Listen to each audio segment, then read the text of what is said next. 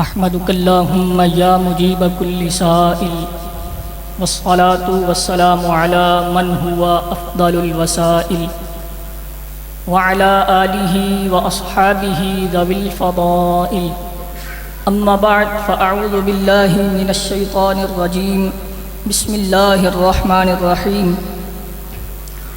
وتعزروه وتوقروه وتسبحوه بكرة وأصيلا صدق الله العظيم. قال الله تعالى في شان حبيبه مخبرا وآمرا إن الله وملائكته يصلون على النبي يا أيها الذين آمنوا صلوا عليه وسلموا تسليما. محبت کے ساتھ درود پڑھیے، کوئی زبان خاموش نہ رہے. الصلاۃ والسلام علیک یا سیدی یا رسول اللہ، الصلاۃ والسلام علیک یا سیدی یا حبیب اللہ، الصلاۃ والسلام علیک یا سیدی یا نبی الرحمہ وعلی آلک واصحابک یا سیدی یا رسول الملاح. یا صاحب الجمال و یا سید البشر من وجهك المنیر لقد نبر القمر لا يمكن الثناء كما كان حقه بعد از خدا بزرگ توئی. قصہ مختصر.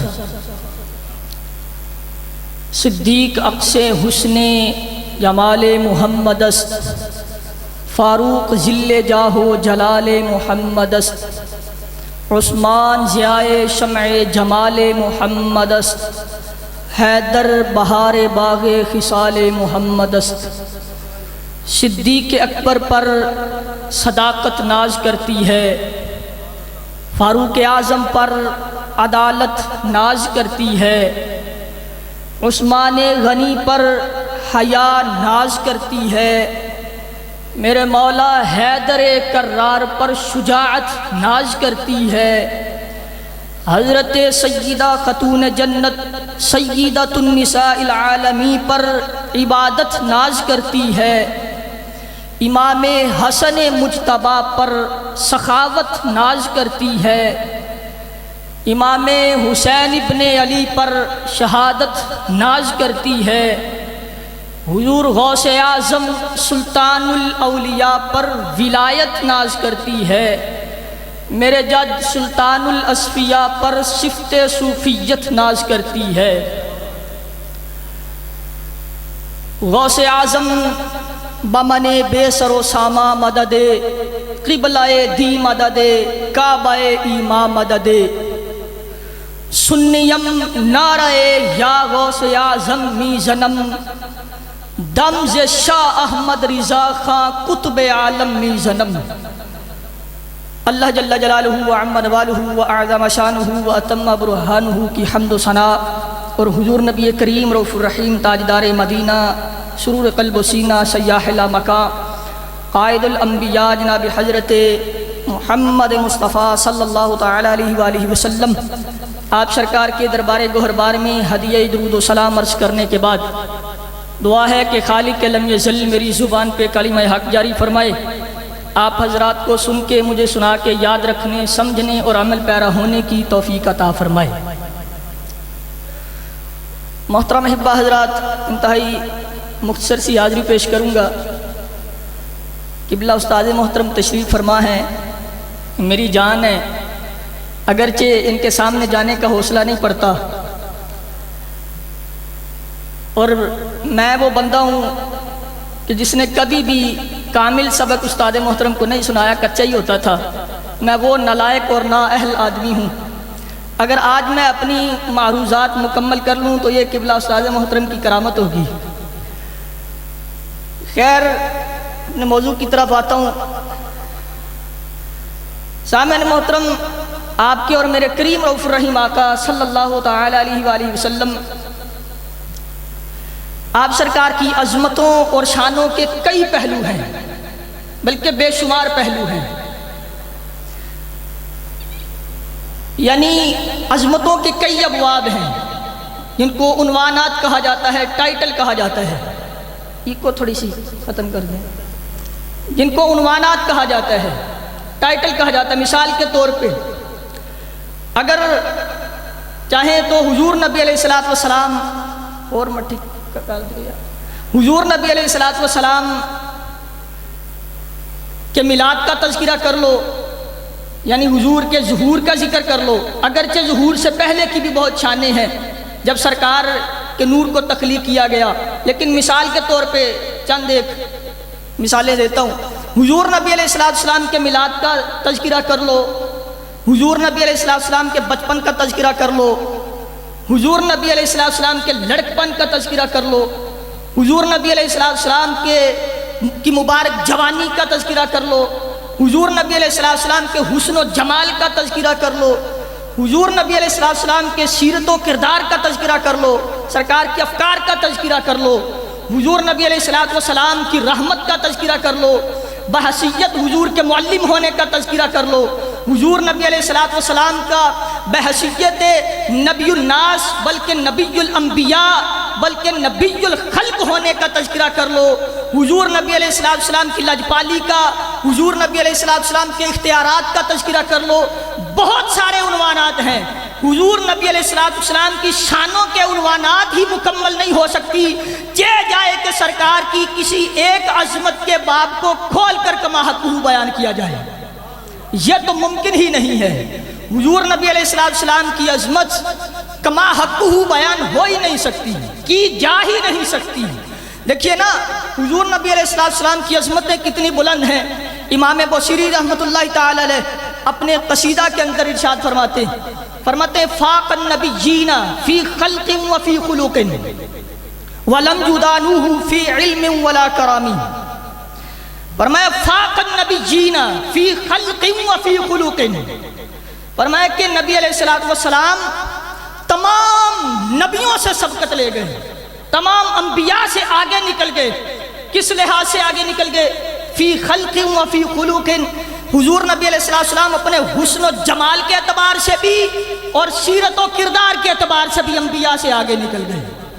اور فرمایا وَلَمْ يُدَانُوهُ فِي عِلْمٍ وَلَا كَرَامٍ، حضور نبی علیہ السلام کے علم اور آپ کی سخاوت کے برابر بھی کوئی نہیں ہے۔ آگے نکلنا تو دور کی بات ہے، سرکار کے علم اور سخاوت کے برابر بھی کوئی نہیں ہے۔ تو حضور نبی علیہ السلام کی شانیں اور عظمتیں کما حقہ بیان نہیں کی جا سکتی، کما حقہ بیان ہو ہی نہیں سکتی۔ حضور نبی علیہ السلام انبیاء سے بھی آگے نکل گئے، انبیاء سے بھی آگے نکل گئے مقام مرتبے کے لحاظ سے۔ دیکھیے حضور نبی علیہ السلام ایک کامل ذات ہیں، حضور نبی علیہ السلام ایک مکمل ذات ہیں۔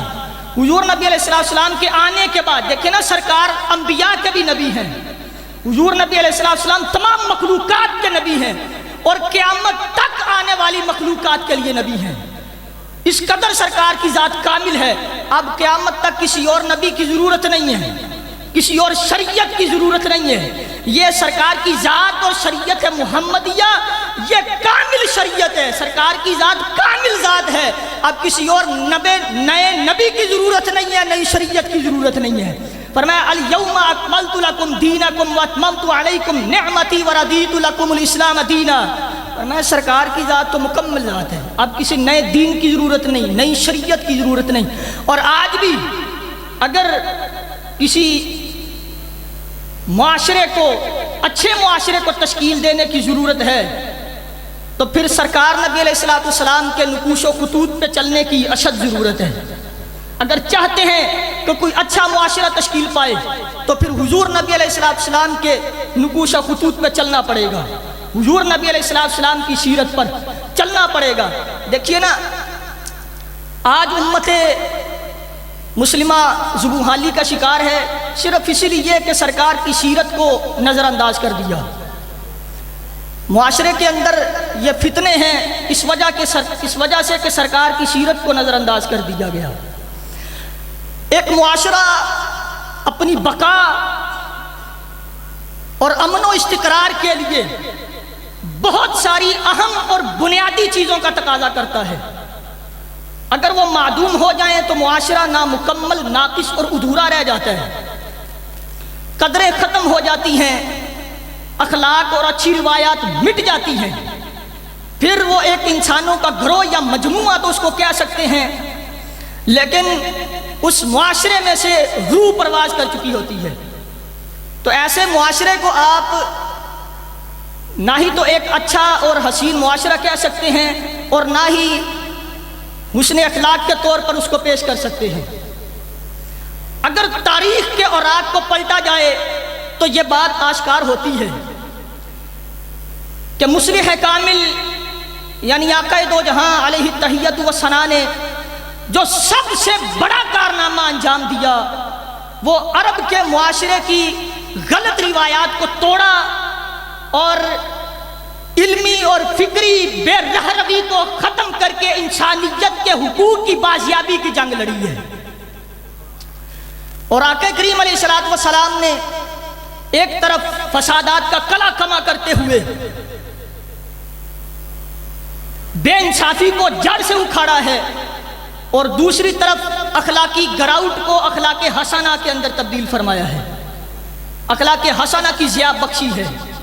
اور حضور نبی علیہ السلام ایک حسین اور مثالی معاشرے کا قیام عمل میں لائے ہیں۔ تو حضور نبی علیہ السلام کی سیرت کو اپنانا پڑے گا اگر آج بھی چاہتے ہیں کہ ایک حسین معاشرہ قیام میں آئے، ایک حسین معاشرہ تشکیل پائے، تو اس کے لیے حضور نبی علیہ السلام کے دامن کو تھامنا پڑے گا۔ دیکھیے نا، یہ لاہور جو پنجاب کالج کا سانحہ ہمارے سامنے آیا ہے، یہ ابھی وہ اسلامیہ یونیورسٹی کا واقعہ ہمیں بھولا نہیں تھا، یہ نیا چاند چڑھ گیا ہے۔ یہ صرف یہی وجہ ہے کہ حضور نبی علیہ السلام کی تعلیمات کو نظر انداز کیا گیا ہے، سرکار کی تعلیمات کو پس پشت ڈالا گیا ہے۔ ورنہ اگر شریعت دیکھیں نا، آج کے دور کے اندر ہمیں اسلام تو کیا نافذ ہونا ہے، سرکار نبی علیہ السلام کی تعلیمات تو کیا نافذ کرنے دینا ہے اور کیا بات کرنے دینی ہے۔ ہمیں تو سرکار کے ساتھ کھل کر محبت کرنے کی بھی اجازت نہیں ہے۔ میلاد کی محفل منائی جائے، سجائی جائے تو قد سے بڑا فتویٰ آ جاتا ہے شرک اور بدعت کا۔ حضور نبی علیہ السلام کے ساتھ کھل کر محبت نہیں کرنے دی جا رہی۔ تو میں کہتا ہوں ایسا معاشرہ کیسے مثالی معاشرہ بن سکتے ہیں جس معاشرے کے اندر سرکار سے محبت نہیں کرنے دی جا رہی۔ بھائی حضور نبی علیہ السلام کی محبت ہی، دیکھیں نا، سرکار کی محبت ایک ایسی عبادت ہے جو باقی عبادتوں سے الگ اور منفرد عبادت ہے۔ یہ سب سے افضل عبادت ہے سرکار کی محبت، بلکہ یہ ایک ایسی عبادت ہے کہ اس عبادت کی وجہ سے دوسری عبادتیں قبول ہوتی ہیں۔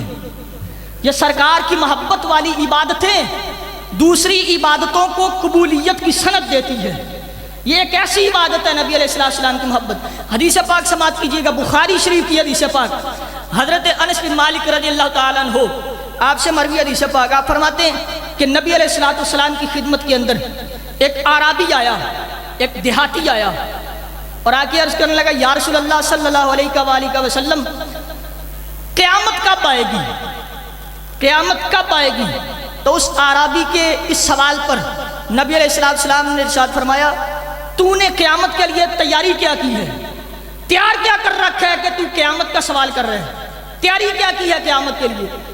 تو اس عاشق نے یہ کہا آگے سے، یا رسول اللہ صلی اللہ علیہ وسلم، میں نے کوئی بہت زیادہ نمازوں کو، روزوں کو، حجوں کو اور صدقات و خیرات کو توشہ نہیں بنایا، میں نے کوئی بہت زیادہ عبادات اکٹھی نہیں کی، لیکن وَمِنِّي أُحِبُّ اللَّهَ وَرَسُولَهُ، آقا میں اللہ اور اس کے رسول کے ساتھ محبت کرتا ہوں، میں اللہ اور اس کے رسول کے ساتھ محبت کرتا ہوں، میں نے بہت زیادہ نمازوں کو، روزوں کو، حجوں اور صدقات و خیرات کو توشہ نہیں بنایا۔ آپ اس بات کو سمجھیے گا کہ نبی علیہ السلام نے سوال کیا کیا ہے اور آگے سے صحابی نے جواب کیا دیا ہے۔ صحابی کہہ رہے، یا رسول اللہ، نمازوں کو، روزوں کو، حجوں زکاتوں کو میں نے زیادہ توشہ نہیں بنایا، لیکن اللہ رسول سے محبت کرتا ہوں۔ اب کسی ایک صحابی کے متعلق بھی یہ تصور بھی نہیں کیا جا سکتا کہ کوئی صحابی اپنے عمل کے اندر کوتاہی کرتا ہوگا، کہ ان کے اعمال کے اندر، صالح اعمال کے اندر کوتاہی رہتی ہوگی، یہ تصور بھی نہیں کیا جا سکتا۔ بلکہ ہم تمام کی عبادات ایک طرف اور جو السابقون الاولون میں سے ہیں، جو صحابہ اکرام ہیں، ان کا ایک مٹھی جو کا صدقہ کرنا وہ ایک طرف ہے، وہ ایک طرف ہے، تو ان کی عبادات کا تو مقابلہ ہی نہیں، اور وہ کوتاہی کرتے بھی نہیں اعمال کے اندر۔ لیکن میں قربان جاؤں صحابی کے عقیدے پر، قربان جاؤں انہوں نے قیامت تک آنے والے عاشقوں کو یہ عقیدہ دیے ہے. انہوں نے کہا یا رسول اللہ نمازوں روزوں پر نہیں، یعنی انہوں نے یہ جو جواب دیا ہے اس کا مطلب یہ ہے کہ انہوں نے کہا یا رسول اللہ ٹھیک ہے نمازیں پڑھتا ہوں، زکاتیں دیتا ہوں، حج کرتا ہوں، دیگر عبادات کرتا ہوں، لیکن مجھے اعتماد اور ناز جو ہے وہ نمازوں پر نہیں، مجھے ناز روزوں پر نہیں، مجھے ناز مصطفیٰ کریم علیہ السلام کی محبت پر ہے. اللہ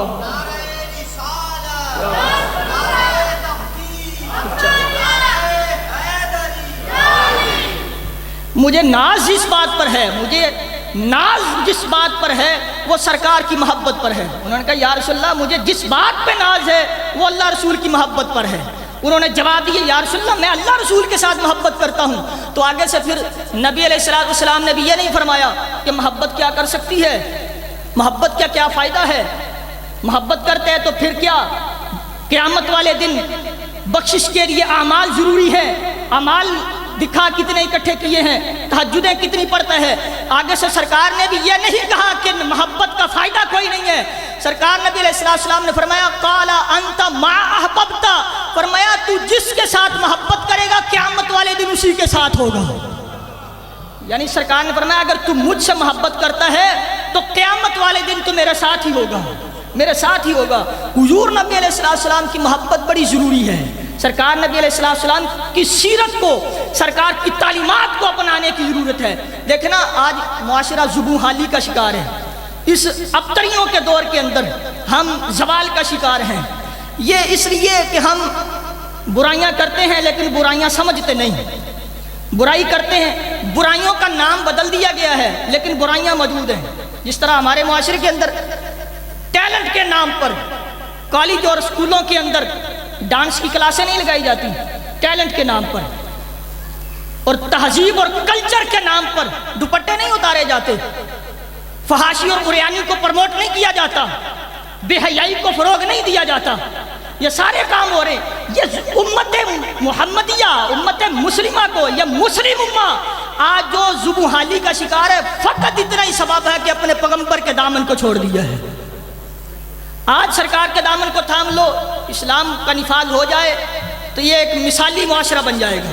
ایک مثالی، سرکار کے ساتھ کامل محبت کرو. سرکار کی محبت کا نام ہی ایمان ہے. حضور نبی علیہ السلام کی محبت کا نام ہی ایمان ہے.